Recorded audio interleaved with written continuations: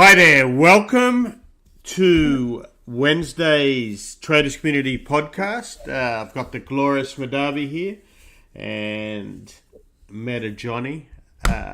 Just a reminder, this is not financial advice. We are just going through as seasoned traders today's activities and what may be in store and what we saw, what we liked and what we didn't like. So let's get into it.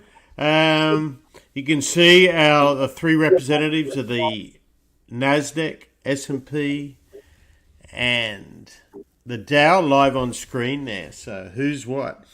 Okay, so let's have a quick look. Right now we're trading 114.31 WTI, 44.58 SPX, Russell 2000, 20.51, volatility 25.12, NASDAQ 14.46, and natural gas down at 5.12. Okay, so today was an interesting day because finally it actually sold off. And off significant levels, the Dow Jones actually had its worst day in over 2 weeks. The S&P index closed back below that 200-day moving average that many of the punters were talking about at 44.7425. Here we are at 44.59, so we're under it just a little bit.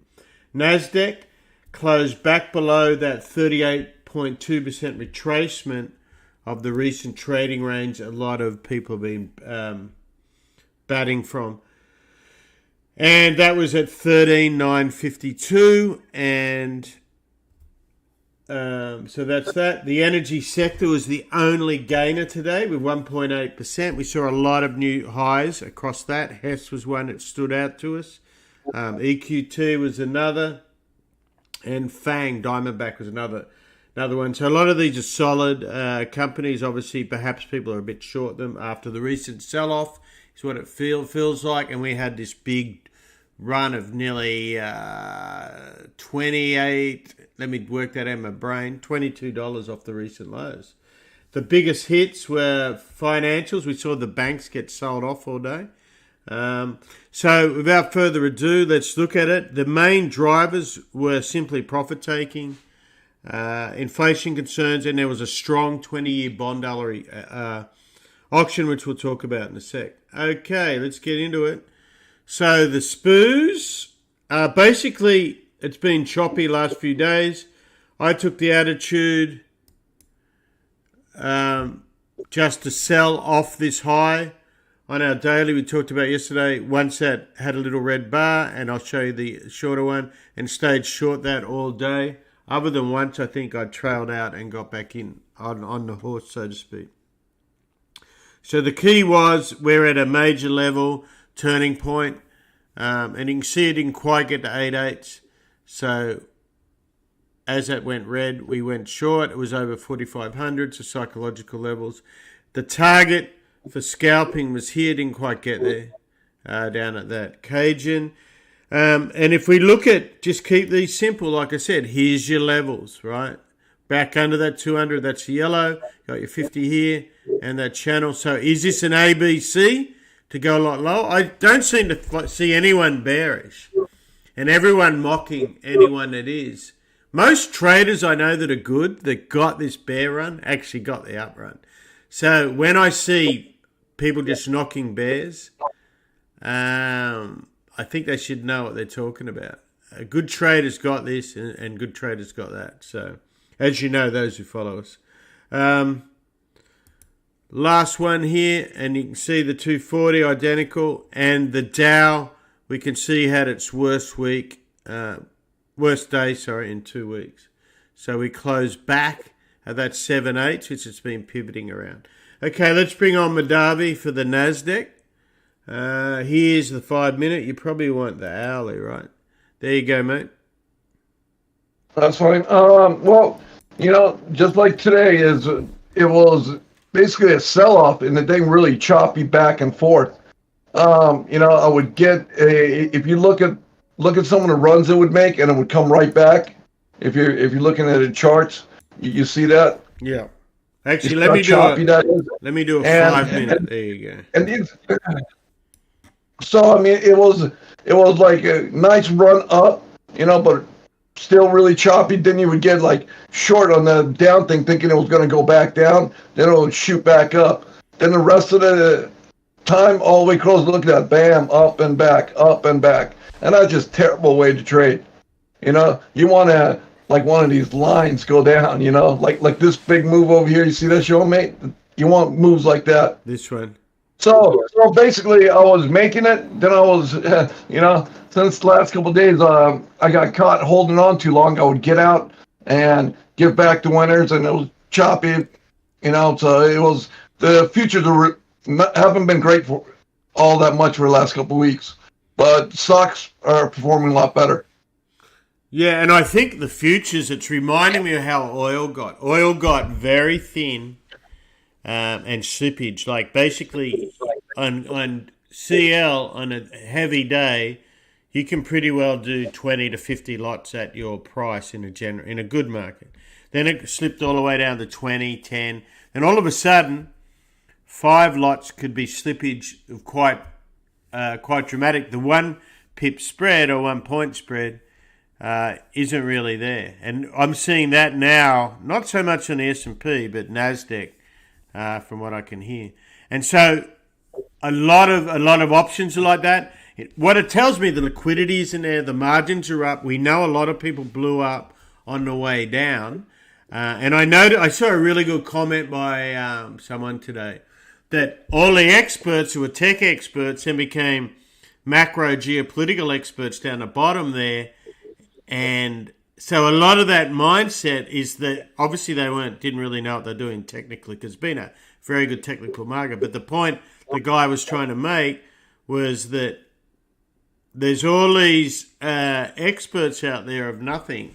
And so all of a sudden, they're extreme bears to extreme bulls in a matter of a week. And the market's reflecting that. And the market makers are standing back from that because they don't want to, when they go wide like that, it's because they don't want to get stuck with a position or they're just out of the whatever it is. But yeah, stocks have been definitely the better one. On the weekly, you can see exactly the same high. If you recall on S&P, the top of that channel, right? So these are behaving very similar. The oddball out today was Apple, was up all day. Closed up actually as well. Let me see where we got that. So that was a little bit harder for me because I used that as a to watch, right, against what's going on. Oh, that looks like that price hasn't been updated. Let me go to hourly. So, yeah, that gives me a good indicator of what's going on in the market. So we just saw those charts for NASDAQ and S&P. They were all down. You saw Apple go up. And remember, this is probably helps explain what's going on in NASDAQ. So basically, Apple and Tesla dominate that. Apple's the consistent beast with such a big percentage. And when Tesla runs like yesterday, we saw it happen. But this is going to confuse a lot of algos that trade off. It's confused me. Not too much, but enough, right? Because they're not in unison, so you just recognize that Apple's stronger. So that's Apple. The other one, Ark Weekly. Let's look at that on an hourly, because this is a lot of the different. This kind of cops a lot of the fast money, and you can see. So yesterday, this has been dribbling up. A good word for it, really, isn't it? So that's $17 off the low. The dribblers are all calling the end of it. For some reason, most of the dribblers hate Kathy. I think it's because a lot of the stocks that get classified as dribbler stocks are in that. And I'm not sure why, but anyway, we know they do. Anyway, look at that reversal bar today.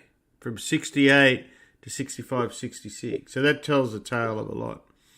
Okay, BHP, iron ore. So those that trade currencies, you're well aware the Australian dollar's been on a tear.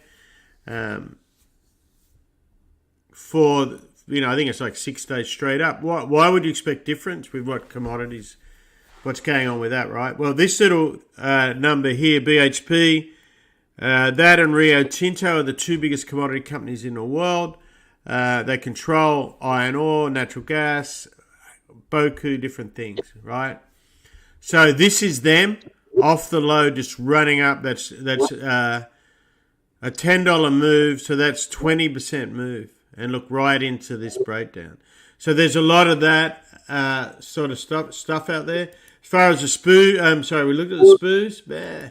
Energy, that's what I was trying to get to. So oil has consistently run up. Remember, we had it down when the front month was changing out. So you had the speculators. That was a lot to do with this move. People taking profit, speculators getting hurt, margins went up, people forced selling. There's been multiple false runs, I guess, with Iran's going to do a deal, there's going to be a peace deal, etc., etc.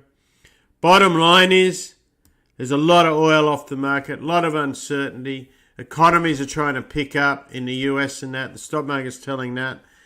So this is just grinded its way up. We had the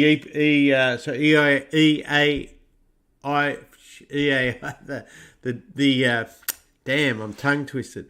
The storage report was out today, so that we had a small draw there and a build on Cushing, but nevertheless, we have this pressure in prices. And a lot to do, I got asked this question, a lot to do is there's a lot of pressure on bonds with different corporate houses. There's a good article on it on the site somewhere about like Trafigura and Governor and people like this. So that's playing a lot with margins, a lot with supplies and stuff like that as well, right? It's all related, and the different commodity structures may affect this one, obviously. So that's exactly the same move. Look, it's a measured move, minus 2/8 up to here, minus 7/8. You can see basically this is a 240. We've come back up to that chart. If we look at weekly, it was pretty clockwork, right? And now we're back above this, and we're still in balance. So keep an eye on that 240. This is a dangerous market to trade. So be very wary. If you're a novice to this, I would stay away from it or do it via safer means. And so on the daily, exactly the same as well. We haven't looked back since that 50 there on oil. So, and let's look at Natty. Natty was that nice little breakup yesterday. And look at hit our just above 7/8. And then it failed. It actually closed under this 2 double top. Remember, this is a lot to do with things like, it's all to do with exports. Keep an eye on that. LNG, they had a record, I want to say, on Saturday's run. Record for the US. It was like 13 plus BCF. So that and weather changing. So the weather models that got this up yesterday changed a bit today. So that's your daily. You know your levels. Again, know what you're doing if you're going to muck around in natural gas or oil. So you can see it got overshot the cheek out and then gave a knife sell-off. Once it broke this, that was your sell signal. I mean, obviously, Johnny, hindsight, sold up here, but there was nothing to sell off here, really. So here we have, when it broke under here and retested, that was the nice short right there, 524, and right down to the 50. So you just be disciplined, don't be too big, and you'll be able to stay in some of these. And some of these equities are trading off them. And as Madavi said, the equities have been the things to trade. Let's have the other thing we wanted to talk about real quick. We're just going to mention it. So we had a strong bond market today. This is on the site from the Pit Boss. 20-year. It was a plus bond, which basically means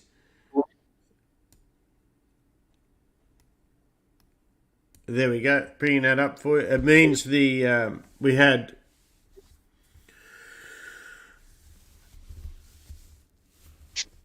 sorry, my just had to quickly answer that. So yeah, we had good demand for that. It's showing even at these high yields, there's good demand, which isn't that surprising from a bond point of view. So we had a good tail there, as you can see, which is positive. And then we had good demand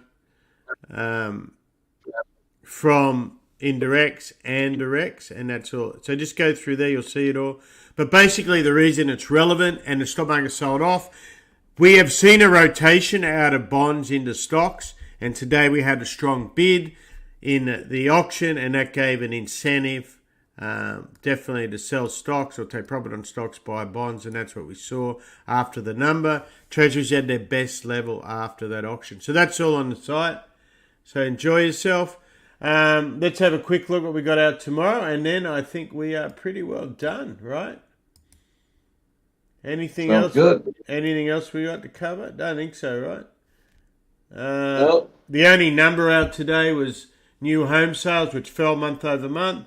We had KBH earnings out after the close. You traded them. They disappointed, didn't they? They were terrible. Yeah. So that fits in with that housing number. But here we are. Everything's great. Stock market's up. Love it. No risk. As far as gold today, if you saw that Aussie chart, you probably don't need to ask. Gold had another strong day. Remember, it was coming off the last couple of days. We talked about just profit taking. That was up nearly $16 today, back to 1937. And that was the highest price in over a week, I believe, or at least around a week. And that's a lot to do with Treasury yields coming off, which means dollars coming off, the US dollar, which means commodity stocks up, Aussie, gold. I can't say I looked at South African Rand or Kiwi, but they may have probably got a bid as well, and the Canadian. Tomorrow, what do we have out tomorrow? What is tomorrow? Thursday, so we're going to get the weekly jobless report, I should say. We're going to get the NASDAQ, I always say that lately. The NADI inventory number. We also get durable goods out and the current account number, and we start getting all the PMIs. So all the global PMIs come out. So first will be like Australia, then Japan, through Europe. We get around to America and Canada. So that more than likely will have an effect on currencies. They tend to adjust to those much quicker than the bonds and then the stocks. So that's pretty well all from us. So thank you for joining us. If you like what we do, hit the like button, subscribe, share it. If you got comments, do not hesitate to share them with us or ask us however you want to, wherever you want to, on Twitter, on YouTube, or wherever. So on that note, without further ado, we will see you all tomorrow. Have a great day, and bye now.